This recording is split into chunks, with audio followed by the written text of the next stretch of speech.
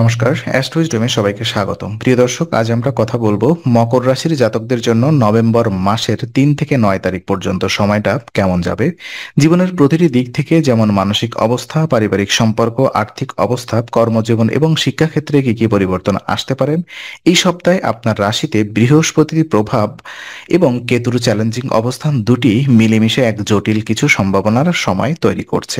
আজকের এই ভিডিওতে আমরা ধাপে ধাপে জানবো কিভাবে এই সপ্তাহে নিজের ভাগ্যকে নিজের পক্ষে ঘুরিয়ে নিতে পারেন এবং কোন সিদ্ধান্তগুলো আপনাকে উন্নতির পথে নিয়ে যাবে। তাহলে চলুন শুরু করা যাক মকর রাশির এই সপ্তাহের পূর্ণাঙ্গ বিশ্লেষণ। প্রথমত মানসিক এবং ব্যক্তিগত জীবন পর্যালোচনা করব। তো এই সপ্তাহে কেতু অষ্টম ঘরে অবস্থান করছে, যা সাধারণত মানসিক অস্থিরতা, অজানা ভয় ও উদ্বেগ বৃদ্ধি করে। ফলে মকর রাশির জাতকরা নিজেদের মধ্যে একটা অজানা চাপ অনুভব করবেন। অনেকেই হয়তো নিজেদের চিন্তা, হতাশা বা অভ্যন্তরীণ অশান্তি অন্যদের সঙ্গে ভাগ করতে চাইবেন না। এই প্রবণতা যদি আত্মরক্ষামূলক, তবে অতিরিক্ত গোপনীয়তা আপনাকে ভিতর থেকে ভেঙে দিতে পারে। আপনার মধ্যে হঠাৎ করেই এক ধরনের আক্রমণাত্মক মনোভাব বা রাগের সঞ্চয় হতে পারে, যা সম্পর্কের ক্ষেত্রে সমস্যা সৃষ্টি করতে পারে। এই সময় নিজের আবেগকে নিয়ন্ত্রণে রাখা খুবই জরুরি।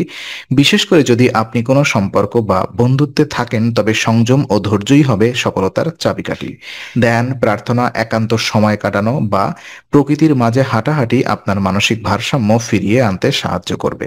কেতুর প্রভাবে অতীতের কোনো স্মৃতি বা অমীমাংসিত ইস্যু হঠাৎ সামনে আসতে পারে, যা মানসিকভাবে কষ্ট দেবে। তবে এটি আসলে এক ধরনের আত্মবিশ্লেষণের সময়, যা আপনাকে ভেতর থেকে শক্তিশালী করে তুলবে। যারা আত্ম উন্নয়নের পথে আছেন, তাদের জন্য এই সময়টি অত্যন্ত উপযোগী।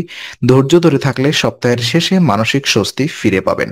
আর পারিবারিক জীবন নিয়ে যদি কথা বলি, তো পারিবারিক ক্ষেত্রে এই সপ্তাহে কিছুটা অস্থিরতা বা মতবিরোধ দেখা দিতে পারে। গ্রহের প্রভাবে আপনার বক্তব্যকে ভুলভাবে ব্যাখ্যা করা হতে পারে, যারা এবং যার ফলে ভুল বোঝাবুঝি তৈরি হতে পারে। বিশেষত বয়স্ক সদস্য বা পিতামাতার সঙ্গে সম্পর্কের ক্ষেত্রে সংযম রাখা দরকার। বাইরের লোকের সামনে পরিবারের সমস্যা আলোচনা করা থেকে বিরত থাকুন। এতে শুধু পরিস্থিতি জটিল হবে না, আপনার সম্মানও ক্ষুণ্ণ হতে পারে। পরিবারের ভেতরের বিষয় পরিবারের মধ্যেই সীমাবদ্ধ রাখাই বুদ্ধিমানের কাজ। সপ্তাহের মাঝামাঝি সময়ে পারিবারিক কোনো অনুষ্ঠান বা ছোটখাটো ভ্রমণে অংশগ্রহণের সুযোগ আসতে পারে। এতে সম্পর্কের টানাপোড়েন কিছুটা কমে যাবে। এই সপ্তাহে আপনার শান্ত মনোভাবই হবে পরিবারের স্থিতিশীলতার চাবিকাঠি। অযথা তর্কে না জড়িয়ে নীরব থাকা বা বিষয় এড়িয়ে যাওয়া আপনাকে লাভ দেবে। যদি কোনো বিষয় নিয়ে আলোচনা হয়, সেটি যেন সবার সম্মান বজায় রেখে হয়। পরিবারের কোনো সদস্যের স্বাস্থ্যের দিকেও নজর রাখা প্রয়োজন।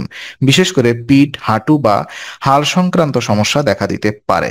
সপ্তাহটি পারিবারিক দিক থেকে কিছুটা চাপপূর্ণ হলেও ধৈর্য ও সহনশীলতা বজায় রাখলে সম্পর্কগুলো ধীরে ধীরে স্বাভাবিকভাবে হবে।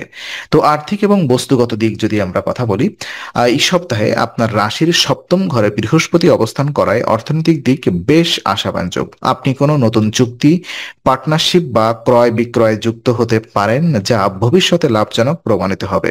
ব্যবসায়ীদের জন্য এটি বিশেষ শুভ সময়। নতুন ক্লায়েন্ট বা প্রজেক্ট আসতে পারে, তবে সতর্ক থাকতে হবে, কারণ বৃহস্পতির শুভ প্রভাবে যেমন আয় বৃদ্ধি হবে, তেমনি কেতুর অবস্থান কিছু ক্ষতির ঝুঁকিও বাড়াবে। বিশেষ করে মূল্যবান জিনিস যেমন গয়না, ইলেকট্রনিক্স ডিভাইস বা জমি সংক্রান্ত কাগজপত্রের যত্ন নিতে হবে। ব্যয়ের দিকেও কিছুটা নিয়ন্ত্রণ দরকার। এই সময় অপ্রয়োজনীয় কেনাকাটা বা বিলাসী খরচ থেকে বিরত থাকলে ভবিষ্যতে সঞ্চয় বৃদ্ধি পাবে। যাদের চাকরি আছে, তারা বোনাস বা অতিরিক্ত ইনসেনটিভ পেতে পারেন। অন্যদিকে বিনিয়োগের ক্ষেত্রেও শুভ সময়, তবে সিদ্ধান্ত নেওয়ার আগে অভিজ্ঞ কারোর পরামর্শ নিন। সপ্তাহের শেষ ভাগে কোনো পুরনো দেনা বা বকেয়া অর্থ ফেরত পাওয়ার সম্ভাবনা রয়েছে, যা আপনার আর্থিক অবস্থাকে মজবুত করবে। এটি একটি ভারসাম্যপূর্ণ সপ্তাহ।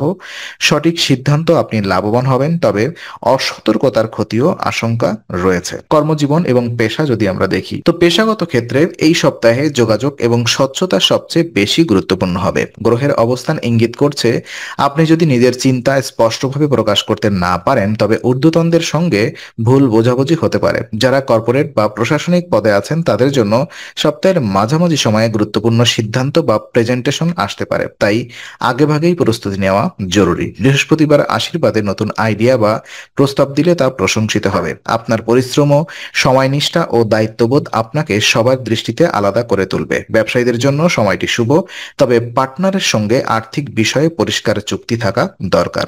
যদি কোনো নতুন কাজ বা প্রজেক্টে যোগ দিতে চান, এটি উপযুক্ত সময়, তবে কর্মস্থলে রাজনীতি বা গসিপ থেকে দূরে থাকুন। সহকর্মীদের সঙ্গে সুসম্পর্ক বজায় রাখলে উন্নতির সম্ভাবনা দ্বিগুণ হবে।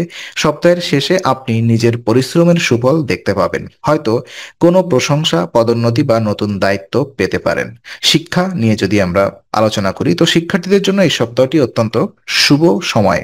বৃহস্পতির প্রভাবে মনের একাগ্রতা ও মনোযোগ বৃদ্ধি পাবে, ফলে যে কোনো বিষয় সহজেই বুঝতে ও মনে রাখতে পারবেন। যারা প্রতিযোগিতামূলক পরীক্ষার প্রস্তুতি নিচ্ছেন, তাদের জন্য সময়টি বিশেষ উপযোগী। পরিকল্পনা অনুযায়ী পড়াশোনা করলে প্রত্যাশার চেয়ে ভালো ফলাফল আসবে। শিক্ষাক্ষেত্রে কোনো নতুন বিষয় শেখার আগ্রহ দেখা দিতে পারে, বিশেষত বিজ্ঞান, প্রযুক্তি বা গবেষণামূলক বিষয়ে। যদি বিদেশে পড়াশোনার সুযোগ নিয়ে ভাবেন, এই সময় আবেদন করার উপযুক্ত।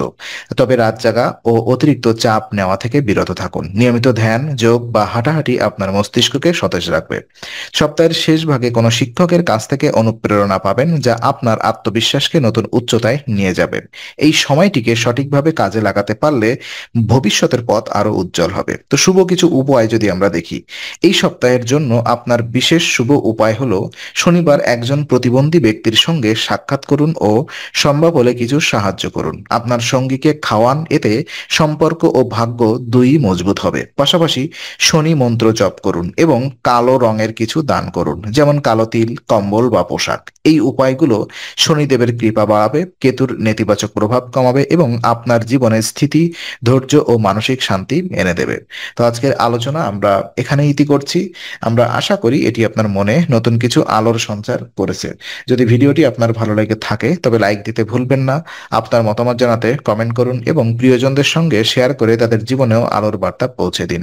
আর অবশ্যই আমাদের চ্যানেলটি সাবস্ক্রাইব করুন, কারণ এখানে আমরা প্রতি মুহূর্তে নতুন আলো ও জ্ঞানের কথা নিয়ে আসি।